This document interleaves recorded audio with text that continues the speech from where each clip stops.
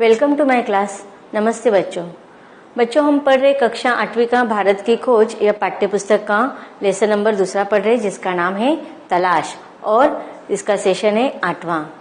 तलाश इस नाम से ही हमें पता चलता है कि लेखक यहाँ पर भारत के तलाश में निकले हैं। लेखक पंडित जवाहरलाल नेहरू, इन्होंने इस पुस्तक के माध्यम से हमें हमारे भारत के इतिहास की जानकारी से परिचित कराने का प्रयास किया है। तब यह पुस्तक लेखक ने अपने बेटी इंदिरा गांधी के लिए लिखी थी, ताकि वह अपने भारत की पूरी जानकारी उनको बता सके और वह हासिल कर सके। लेकिन यह पाठ पढ़ते पढ़ते हम खुद भी भारत के अतीत के साथ जुड़ गए और हमारे इतिहास के, उसके भारत के इतिहास, उसकी संस्कृति, उसकी सभ्यता, इसका हमें विस्तार से ज्ञान प्राप्त हुआ। तो लेखक कहते हैं कि जैसे जैसे मैं उसके खोज में निकला, उसके तलाश में निकला, तो मेरी यह अलग अलग प्रांतों की जो यात्रा थी उसमें मुझे अलग अलग अनुभव आया और मुझे वहाँ पर अनुभव आया कि चाहे कुछ भी हो जाए, हम अपने भारत के सभ्यता के संस्कृति से हम कभी अलग नहीं हो पाते।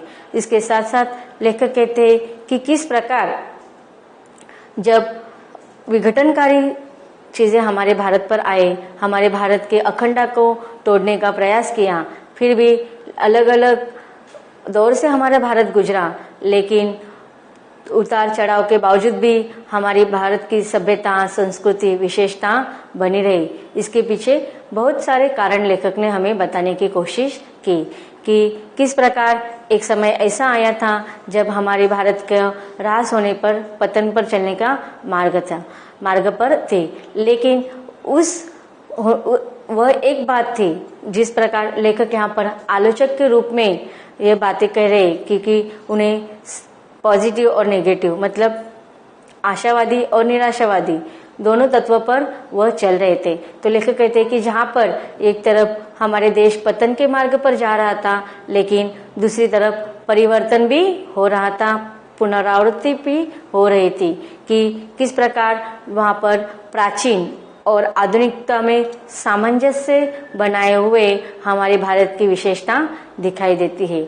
फिर लेखक कहते हैं कि फिर मध्यम वर्ग के लोगों, मध्यम वर्ग में भी वह जज्बा मुझे दिखाई दिया, लेकिन वह विद्रोह पनप नहीं पाया। उसके बाद लेखक ने अनुभव किया कि भारत की आम जनता, ग्रामीण जनता जो गांवों से जुड़ी है और भारत की विविधता तो या अखंडता हमें गांव में ही अधिक दिखाई देती है। क्योंकि भारत का अधिकतर भाग गांव में ही बसा हुआ है और इसीलिए फिर लेखक उन गांवों की जनता को इकट्ठा करके उनके अंदर भारतवासी, हिंदुस्तानी, तो लेखक गांव की जनता को इकट्ठा करके अपने सभा के द्वारा उनके अंदर भारतवासी, हिंदुस्तानी का जज्बा बनाने का प्रयास करते हैं। फिर लेखक आगे कहते हैं कि हमारे देश में विविधता में एकता किस प्रकार है, इसका वर्णन लेखक ने किया है कि चाहे भारत अलग अलग प्रांतों से बना हुआ है, अलग अलग भाषाओं से बना हुआ है, इसमें बहुत सारे अलगाव है, लेकिन कोई तो वह विशेष तत्व है जिसके अलगाव होने के बावजूद भी सारे लोगों को एक हिंदुस्तानी के रूप में, एक भारतीय के रूप में बनाए रखा है। एक अपनत्व वहाँ पर वह सदियों से आज तक वह बनाए रखा है। और इस देश में चाहे किसी भी कारणवश धर्म परिवर्तन या किसी अन्य कारणवश अगर हम भारत के बाहर जाते हैं, वहाँ पर जाने के बावजूद भी हम अपना भारतीयपन वहाँ पर भूल नहीं सकते। और उसी प्रकार इस प्रांत में भले ही हम अपने गांव से दूसरे गांव या अपने प्रांत से दूसरे प्रांत में जाते हैं, लेकिन वहाँ पर भी हमें अपनत्व दिखाई देता है, वहाँ पर हमें परायापन नहीं देता है। तो इस प्रकार भारत की खोज में लेखक ने बहुत सारे ऐतिहासिक विशेषताओं का वर्णन किया है और उसका ज्ञान हमें देने का कोशिश की है। आगे लेखक क्या कहते हैं देखते हैं। आगे लेखक कहते हैं जन संस्कृति। जन का अर्थ होता है जनता, आम लोग, और वहाँ की उनकी संस्कृति। इसके पहले भाग में हमने पढ़ा था कि किस प्रकार अलग अलग प्रांतों के, अलग अलग राज्य की अलग अलग विशेषताएं है कि जहाँ पर जो प्रांत के लोग रहते हैं उनकी रीति रिवाज अलग है, उनकी बोलचाल की भाषा अलग है, उनके प्राचीन साहित्य अलग है, लेकिन उनकी नृत्य करने की शैली भी अलग है। मतलब कुछ ना कुछ हर प्रांत की अलग अलग विशेषताएं हमें दिखाई देती है। तो लेखक यहाँ पर यही बात कहना चाहते हैं कि अलग अलग प्रांत की संस्कृतियों से मिलकर यह भारत की एक अलग नई संस्कृति दिखाई देती है। लेखक कहना चाहते हैं, मैंने वर्तमान समय में भारतीय जनता की गतिशील जीवन नाटक को देखा। ऐसे अवसर पर मैं अक्सर उन सूत्रों को खोज लेता था जिनसे उनका जीवन अतीत में बंधा है, जबकि उनकी आंखें भविष्य पर टिकी रहती थी।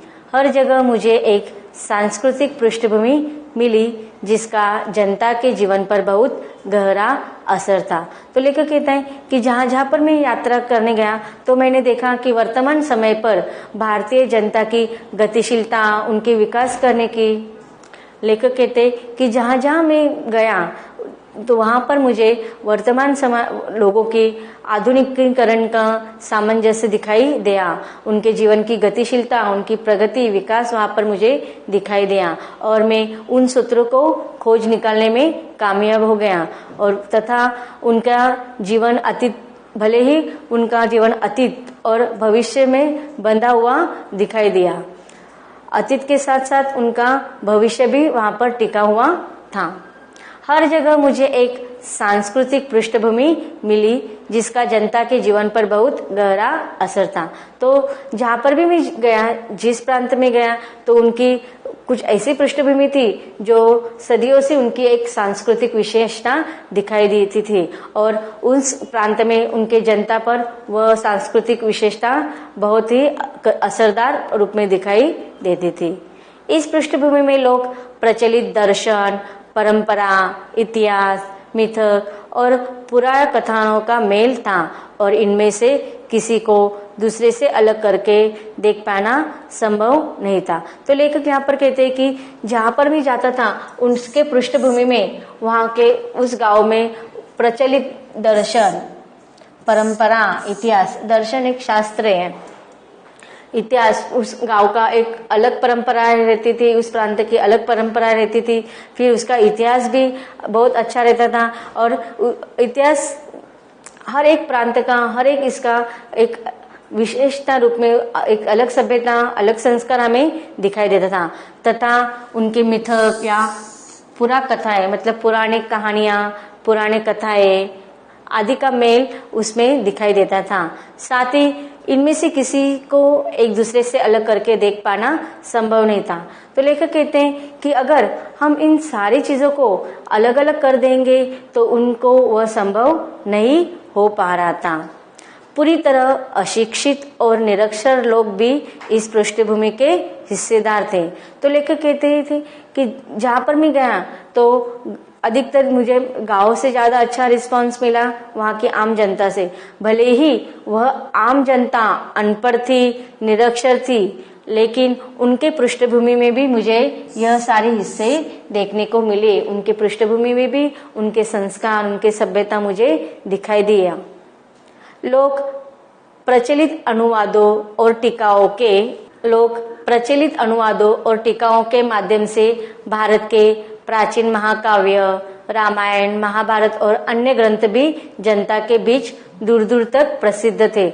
मतलब देखो, आम जनता जो आधुनिकीकरण से बहुत दूर थी, लेकिन फिर भी अनपढ़ और निरक्षर होने के बावजूद भी उनकी जो प्राचीन सभ्यताएं थी, प्राचीन संस्कृति थी, प्राचीन साहित्य, जैसे कि प्राचीन महाकाव्य, महाभारत हो या रामायण हो, तो ये सारे ग्रंथ, यहाँ पर सिर्फ एग्जाम्पल के लिए लेखक ने 2 ही प्राचीन ग्रंथों का नाम दिया है, लेकिन उन आम जनता को जो अनपढ़ निरक्षर थे उनको इन सारी चीजों की बहुत ज्ञात था, उनको बहुत नॉलेज था। जैसे कि देखो, आप लोगों को भी रामायण और महाभारत का पता है, आप लोगों ने इसके पहले कक्षाओं में इन रामायण और महाभारत का अच्छे से अध्ययन किया है। तो लेखक यहाँ पर ये कहना चाहते हैं कि उनके अंदर यह सारी चीजें पहले से ही मतलब उनको अच्छा सा ज्ञान होने के कारण लेखक कहता है कि वह सभ्यता व संस्कृति या भारत की विशेषता टिकी रही। हर घटना, कथा और उनका नैतिक अर्थ लोकमानस पर अंकित था। मतलब जो भी वह उनके पास जो भी किताबें थी, प्राचीन साहित्य था, प्राचीन महाकाव्य थे, तो हर पुस्तक के, हर ग्रंथ का, हर घटना का और उसके कथा का, उनका उस जैसे कि देखो आपको पता है कि जो प्राचीन ग्रंथ होते हैं उनमें दोहा होता है या कविता की पंक्तियां होती थी, तो उनकी उस घटना का क्या अर्थ होता है, उस कथा का क्या बोध मिलता है, उसके साथ साथ उसका नैतिक अर्थ क्या होता है। मतलब किसी भी कविता की पंक्ति हो या दोहा हो, उसका समाज पर क्या असर होने वाला है, उसको कौन सी बातें अच्छी तरह से सिखाना चाहिए, क्या संदेश मिलता है, तो उसका नैतिक अर्थ क्या होता है और लोकमानस पर उसका क्या प्रभाव पड़ने वाला है और लोकमानस उसे कौन सी अच्छी बातें सीखने वाली है, इसका वर्णन वहां पर उन लोगों को पता था। जैसे कि अगर हम रामायण लेते हैं तो रामायण का लोकमानस पर क्या असर हुआ कि वहां पर रामायण इस कथा के द्वारा, राम के द्वारा आदर्श व्यक्ति का चित्रण किया गया था। एक आदर्श पुत्र के रूप में, आदर्श पति के रूप में, आदर्श बेटे, मतलब सारी भूमिकाएं का लोकमानस पर क्या असर होता था, यह सारे ज्ञान उस समय के अनपढ़ और गंवार लोगों को पता था। अनपढ़ ग्रामीणों को सैकड़ों पद याद थे और अपनी बातचीत के दौरान वे बराबर उसे उद्धृत करते रहते थे या फिर किसी प्राचीन रचना में सुरक्षित किसी ऐसी कहानी का उल्लेख करते थे जिसे कोई नैतिक उपदेश निकलता हो। रोजमर्रा की जिंदगी के मसलों के बारे में सीधी सादी बातचीत को ये देहाती लोग जब इस तरह की साहित्यिक मोड़ देते थे तो मुझे अक्सर बहुत आश्चर्य होता था। यदि मेरे मन में लिखित इतिहास और लगभग सुनिश्चित तत्वों से निर्मित तस्वीरों का भंडार था तो मैंने महसूस किया कि अनपढ़ किसान के मन में भी उसका अपना तस्वीरों का भंडार है। यह बात अलग है कि उसका स्रोत पुरा कथाएं एवं परंपरा और महाकाव्य के नायक नायिकाएं थी और इतिहास बहुत कम। 30 पर भी वह बहुत स्पष्ट होता था। मैं उनके चेहरे, उनके आकार और उनकी चाल ढाल को ध्यान से देखता।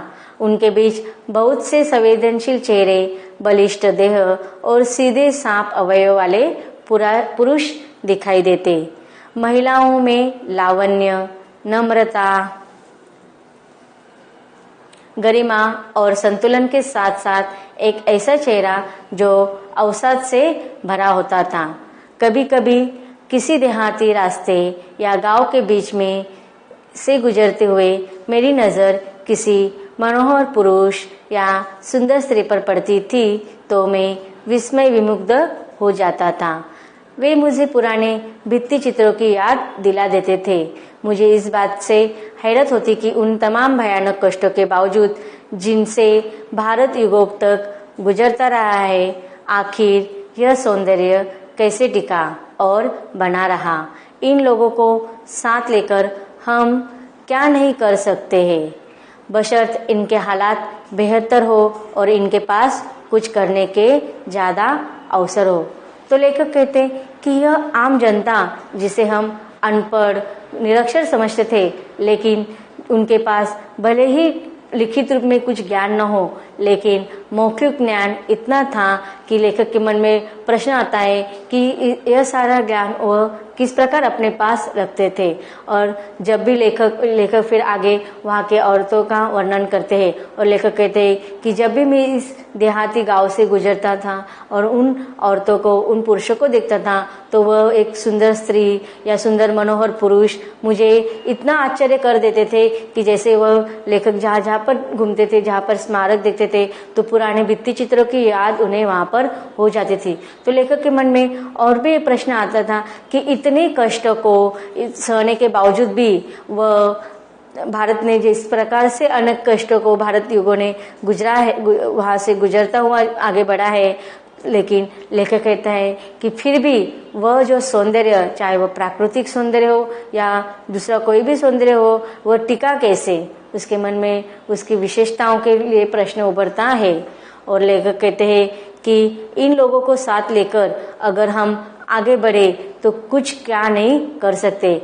फिर मतलब संकट में भी, दुख में भी, दर्द में भी, गरीबी में भी वह इतना समाधानी जीवन जीकर आगे बढ़ने की कोशिश कर रहे हैं। अगर उनके हालत सुधर जाए तो उनके पास कुछ करने का ज्यादा अवसर ही नहीं रह पाएगा। चारों ओर गरीबी और उससे पैदा होने वाले अनगिनत उत्पत्तियां फैली थी और इसकी छाप हर माथे पर थी। तो लेखक कहते हैं कि किस प्रकार उस शासन में, अंग्रेजी शासन में उन गरीबों की अवस्था दयनीय थी, इसका वर्णन वो करते हैं। जिंदगी को कुचलकर विकृत और भयंकर रूप दे दिया गया था। इस विकृति से तरह तरह के भ्रष्टाचार पैदा हुए और लगातार अभाव और असुरक्षा की स्थिति बनी रहने लगी। यह सब देखने में सुखद नहीं था, पर भारत की असलियत यही थी। मतलब लेखक कहते कि ये देखने में बहुत दर्द होता था, लेकिन भारत की असलियत यही थी कि वहाँ की जनता की अवस्था बहुत दयनीय थी।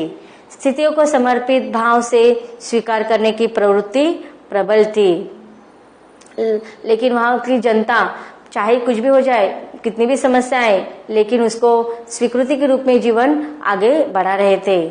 पर साथ ही एक प्रकार की नम्रता और भलमानसहत थी जो हजारों वर्ष की सांस्कृतिक विरासत की देन थी, जिसे बड़े से बड़ा दुर्भाग्य भी मिटा नहीं पाया था। तो यहाँ पर लेखक यही कहना चाहते हैं कि भले चाहे कितनी भी कठिन समस्या क्यों ना हो, लेकिन सांस्कृतिक विरासत के रूप में वह चाहे दुर्भाग्य हो, वह मिटा पा रहे थे। अब देखते हैं इस पैराग्राफ में आए हुए कठिन शब्दार्थ का अर्थ। निरक्षर, अनपढ़, समृद्ध, विकसित, तथ्य, किसी घटना आदि के प्रमाण, संवेदनशील, दूसरों की पीड़ा समझने वाला, बलिष्ठ, बलशाली, लावण्य, रूप सौंदर्य, विस्मय, अचंभित होना, विमुग्ध, मोहित होना, भलमनसाहत, अच्छाई। तो अब तक हमने देखा कि किस प्रकार लेखक ने भारत की विशेषताओं के साथ भारत की सभ्यता और संस्कृति का वर्णन किया है। आगे भारत की खोज में लेखक हमें हमारे भारत के कौन सी इतिहास से मुलाकात करवाते हैं, ये देखते हैं इसके अगले पाठ में। मिलते हैं अगले पाठ में।